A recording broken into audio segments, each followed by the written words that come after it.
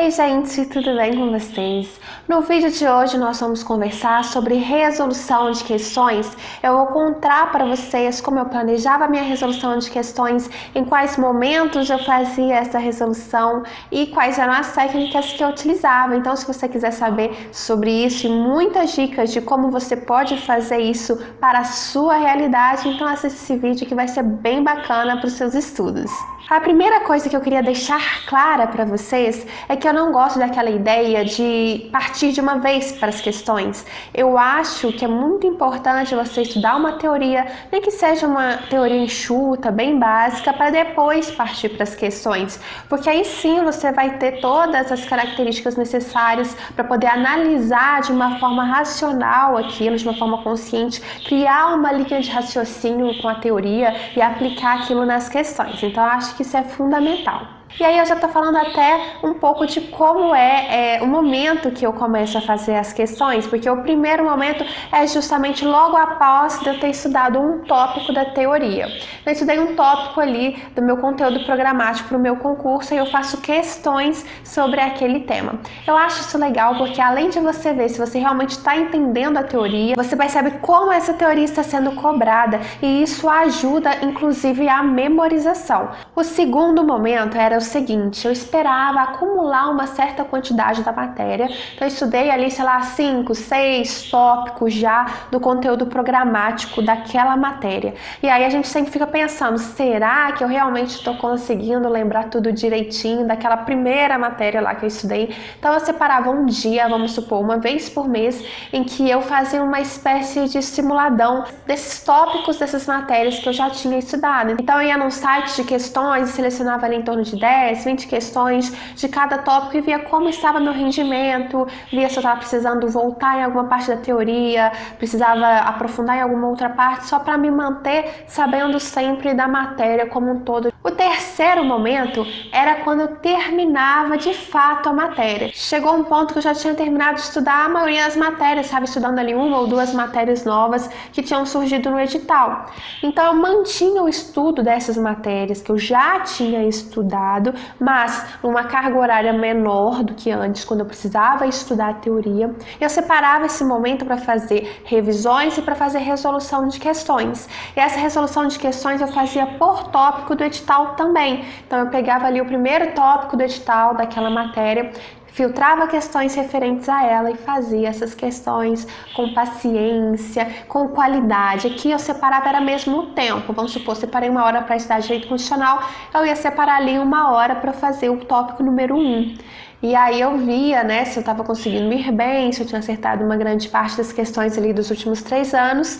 E aí, se sim, na próxima vez eu estudava o próximo tópico. E aí, assim por diante. E o quarto e último momento, que eu acho que é um momento de ouro, um momento chave, que todo mundo precisava fazer isso, seria muito bom se todo mundo fizesse isso, é justamente fazer um simulado que eu chamo de simulado real, porque eu pegava uma prova anterior daquela banca e fazia ela inteira. Claro, uma prova que tinha tudo a ver com o que eu já vinha estudando, né, com as matérias que eu tinha estudado, e fazia ela inteira, simulando tudo, ficando ali sentada aquelas 4h30, fazendo redação, se tivesse que fazer, preenchendo o gabarito, tudo. E, gente, sempre que eu fiz isso, a minha nota real no dia da prova era muito semelhante a esse simulado. Então, por que eu acho tão legal fazer simulado? Porque você consegue ali dentro do seu ambiente, da sua casa, já traçar uma estratégia para utilizar no dia da prova. Então, você consegue testar para ver como será o dia da sua prova. Vocês estão entendendo a profundidade do que eu tô falando? Isso é mágico, gente. Isso é muito, muito legal. Isso faz com que você chegue na prova sem surpresas. Tenho 2 dicas de ouro para vocês, porque pelo menos foram dicas de ouro para mim, que me ajudaram demais, mas demais mesmo, a melhorar a taxa de acerto nas questões e, claro, me tornar mais preparada para poder fazer as provas de concurso. A primeira, essa eu nunca vi ninguém falar. Comecei a perceber um comportamento meu, que quando eu ia fazer uma questão, e aí eu ficava em dúvida entre 2 alternativas, e isso acontece muitas vezes, eu ficava numa situação de ansiedade, aquela incerteza combinava numa ansiedade muito grande em mim, e eu tendia ali a marcar qualquer uma das duas. Vou marcar, quase que como um chute entre aquelas duas alternativas em que eu estava com dúvida. Eu muito frequentemente errava essas questões, ainda ficava frustrada na hora de corrigir, ficava com um pouquinho de raiva, às vezes eu não conseguia absorver com tanta clareza o que eu tinha errado. Eu falei assim pra mim mesma, gente, isso não tá dando certo não. Se eu tô ansiosa e tomando assim essa resposta de qualquer jeito dentro de casa, ou pior ainda, não resolvendo, ficava ali em dúvida entre A e a B, aí eu resolvia nem marcar, resolvia logo ali procurar a resposta, percebi, gente, isso não dá certo. No dia da prova, essa incerteza, essa ansiedade vai ser triplicada. Eu tenho que lidar melhor com isso, eu tenho que me preparar melhor em relação a isso, porque de fato, mesmo a gente estudando muito, vão surgir situações que a gente vai ter dúvida, gente, não tem como, não há estudo que faça com que você vai saber tudo, de tudo, de tudo, de tudo, sem nenhuma dúvida. Então a gente tem que aprender a lidar com isso. E aí eu criei uma técnica para mim. Eu sempre tinha que escolher uma alternativa, mas não de qualquer jeito, de forma consciente, mesmo sem certeza. Como assim?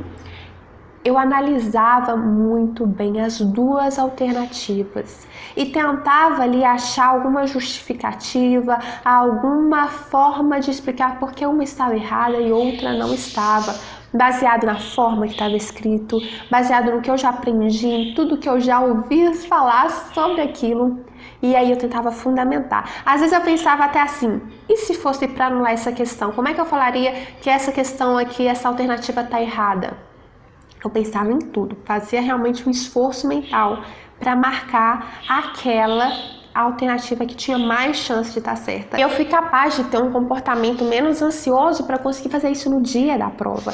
Então, no dia da prova, eu separava ali aquelas questõezinhas em que eu estava com dúvida entre duas alternativas, separava um tempinho final só para fazer aquelas questões, e aí eu meditava em cima daquilo e escolhia a alternativa que tinha mais chance de estar certa. E, gente, eu acertava uns pontinhos disso aí que faziam total diferença no dia da prova.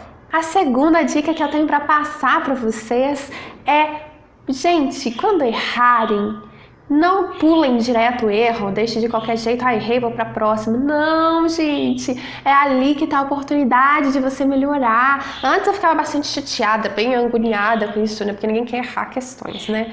Mas aí eu comecei a perceber, Carolina, é aqui que está a sua oportunidade de acertar numa próxima vez, porque a gente sabe que as bancas repetem muito o estilo de cobrança, então a chance de uma coisa parecida cair é relativamente grande. Então aqui a banca está dando de bandeja uma informação para que eu possa acertar questões no futuro, e essas questões vão fazer toda a diferença na minha nota. Então eu passei a tratar esses erros com muito carinho, como grandes oportunidades para que eu melhorasse, e eu criei inclusive um documentinho lá no Word, como se fosse um caderno de erros, em que eu fazia anotações importantíssimas sobre esses meus erros. Se vocês quiserem, se vocês acharem interessante isso que eu tô falando pra vocês, me falem aqui nos comentários, que de repente eu até faço um videozinho falando pra vocês como era esse meu caderno de erros, talvez até mostre um pouco pra vocês, verem que não é nada assim de misterioso, mas me ajudava muito. Eu tinha um pacto comigo mesma, era o seguinte: se eu errei agora esse tipo de questão, não vou errar de novo. Então era pra isso que eu mantinha esse tipo de estudo, pra isso que eu mantinha esse meu caderninho virtual, e dava super certo. Gente, o estudo para concursos hoje em dia, vocês estão aí acompanhando essa história toda, né, de diminuição do número de concursos, e isso, já falei para vocês várias vezes, está acontecendo desde 2015, que foi quando eu comecei a estudar. Gente, tem que estudar e pensar nos detalhes, criar estratégias. Às vezes, não, isso daqui é bobeira, não vou entender, vou passar para frente. Não, gente, nada é bobeira nesse caso. Vamos ser detalhistas, vamos vencer ali, aprender com cada errinho nosso, que é isso que vai fazer com que a gente consiga uma vaga de verdade, que a gente seja nomeado. Muito obrigada se vocês assistiram até aqui, fico super feliz quando tem gente que assiste até essa parte aqui final. E aí eu vejo vocês no próximo vídeo.